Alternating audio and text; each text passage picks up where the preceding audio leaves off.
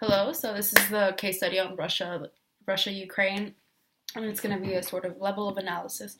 So individual, national, so individual would be Putin, national would be Ukraine versus Russia, and organizational would be the EU and NATO versus the Russia's customs union.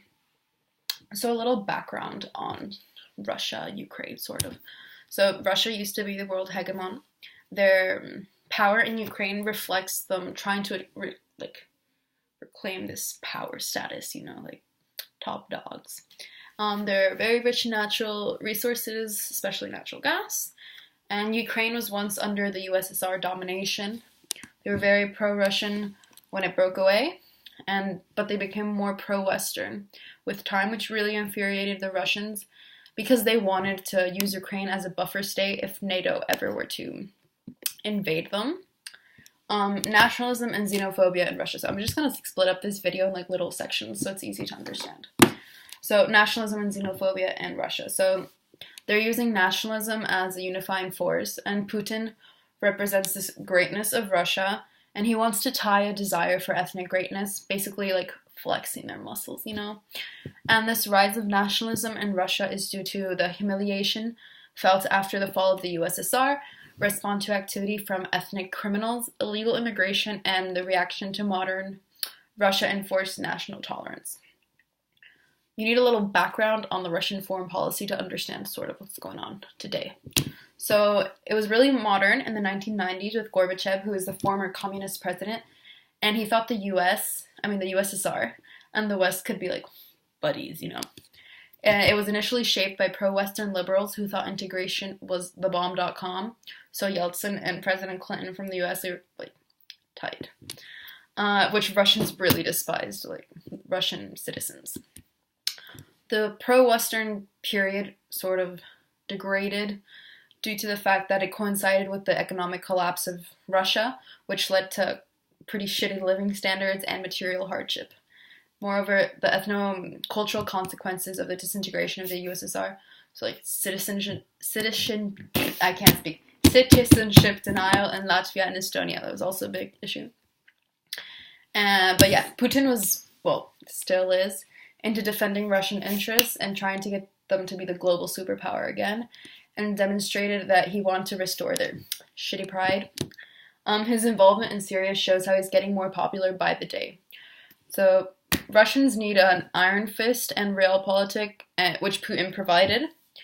And two really important features in his ideology were strong state and subordination of private interests. The expansion of NATO is argued to be the reason why Putin stepped foot into Ukraine. Some have argued that the West provoked Russia to get in there, to make sure NATO didn't rule there after Yanukovych was bye. Also, his fears of popular mobilization was huge. The political system at the time was centered on a very strong presidency, which can't be challenged by anyone, not even the elites. So, Russia's relations with the West. The causes of this conflict will go back all the way to 2004 when the Orange Revolution. Oh my god, I can't speak. I'm so sorry for whoever is watching this. But the Orange Revolution prevented Yanukovych to be president after unfair elections. Russia thought that the Orange Revolution was a Western finance ploy to get Ukraine to install a pro-Western government, and Russian elites wanted to prevent Ukraine from moving westward. After the Ukrainian government decided they weren't going to sign the EU trade deal in 2003, popular protests erupted in the Maidan Square, hence the name Euromaidan/Eurosquare. It ended up being more of a protest against police brutality than anything. And when nothing was done about the police violence, demand for government resignation grew. Putin essentially, he pretty much bought out Ukraine, saying Russia would buy $15 billion in Ukrainian debt by investing in bonds and reducing the price of Russian gas to Ukraine. So, a lot of critics they discuss if the crisis was inevitable. So, Euromaidan triggered the annexation of Crimea, and in theory this annexation was to save ethnic Russians in Crimea from the fascists, preventing the Russian Black Sea Fleet from being evicted in Sevastopol, and preventing Ukraine from joining NATO. There was a referendum and 45% were for Euromaidan and 41% supported EU integration. Russia has mad economical power over Ukraine. Like a fourth of Ukraine's exports go to Russia, and they're super dependent on their gas. European markets definitely can't replace Russian markets for Ukraine. Ukrainian output will be way more attractive to Russia than anyone else. The strength of radical nationalism and threat to Russian speakers was exaggerated a lot by Russian leaders and state media. So that's relating back to social constructivism, as it's all about language, like how do we say this, how do we say that, it's good. That's what's going to get people's mind. Radical nationalists, so the group is called Right Sector, and far-right groups, which is called Stronghold, were at the protests, and they were a very big part in this. So policy options. The US-Russia relations are at their lowest point ever since the Cold War. The West is pretty confused as to how to try to keep Russia calm to make sure none of their whack-ass politicians initiate similar actions in other countries around them. And they also want to normalize relations with them so they can both benefit from each other. There are a lot of sanctions which led to Russians not to be able to send oil and gas, which are their largest exports. And these sanctions work best in the short run because the government has been able to respond to it to an okay degree, that they've been able to apply monetary and fiscal policy to sell to different partners and to also help the unemployment in their economy. Sanctions are very important because they are like a non-military way to prosecute a conflict, but often they affect the regular people and not the people making the decisions in the conflict. So it's not really affecting Putin and his buddy, which it should.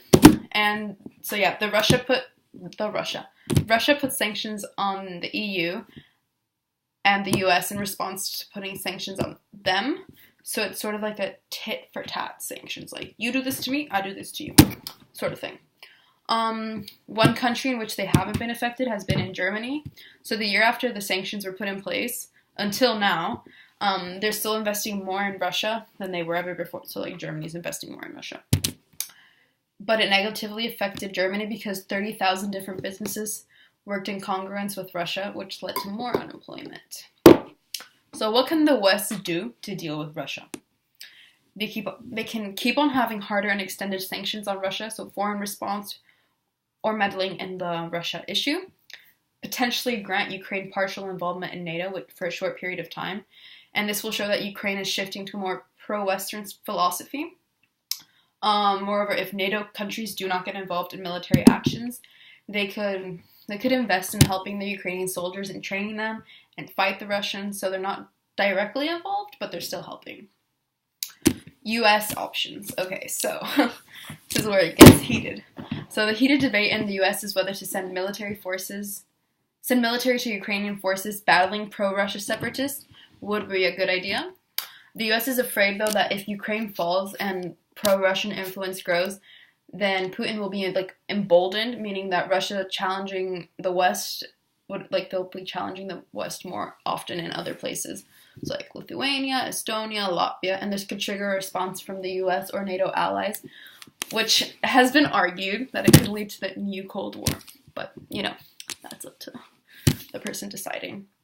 Arming the Ukrainian military isn't an option because it could lead to a proxy war. And Obama said the US will stand with the international community, stating that there will be military intervention. The Obama administration believed in sanctions to punish Moscow without physically fighting them. Some say they were really effective, but then others say not so much. But yeah. So these sanctions, they're really effective at hurting the Russian economy, as the GDP contracted 3.7% in 2015, alone. But yeah, this again hasn't really affected the top dogs in Moscow. Russian troops are still in Crimea, and rebels are fighting Ukrainian forces with Russian military assistance. So, how will the U.S.'s reaction to Crimea impact their relation with the Middle East? You might think that the Middle East is kind of irrelevant here, but it's really not. So, the U.S. can't risk a military escalation. That's factual. They need cooperation in the Syrian and Iranian situation, so they don't want to go there. So in Iran, the U.S. is very cautious of Russia's involvement, especially with the nuclear agreement and Russia's aid to build the Bushehr nuclear plant.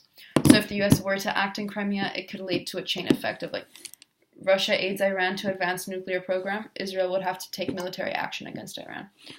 But And also, the US is scared due to the conflict in Afghanistan. So the US and NATO rely on transportation routes held by Russia. Some say that the US has enough resources to provide for the Afghanistan disengagement without Russian help, so like through Pakistan or something, but it's not really for certain. So basically, if the US was to act in Crimea, they'll probably have to change their Middle Eastern policy. Maybe more reinforced military presence in Syria and a military strike in Iran following Iranian retaliation against Israel if they fight. So yeah, I'd go like US intervenes in Crimea, Russia responds by helping Iran, Israel attacks Iran, Iran retaliates against Israel, US attacks Iran. But we don't want that. We don't want that.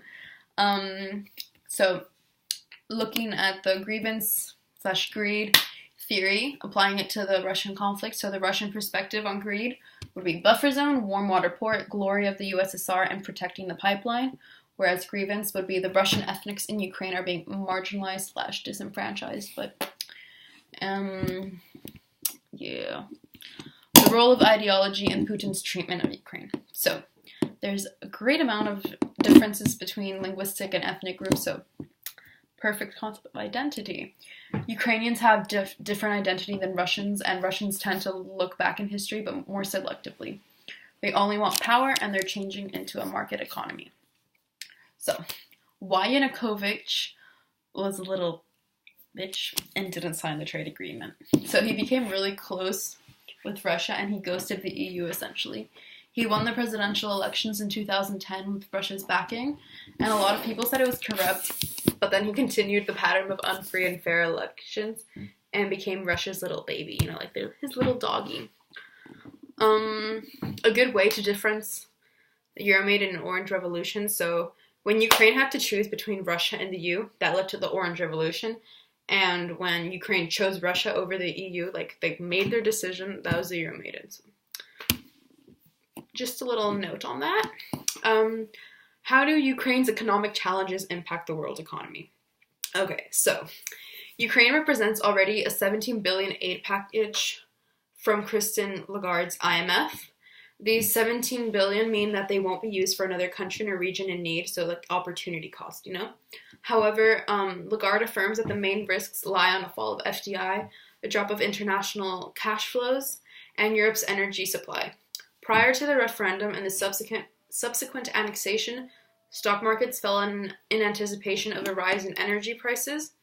Furthermore, economic sanctions placed on Russia conglomerates have led to a fall in Russian stock prices. Building on the issue with European energy prices, analysts predict that this Ukrainian turmoil will cause a 0.9 decrease of German annual growth. Indeed, 46% of German natural gas in Russia and 37% of its crude oil consumption is also Russian.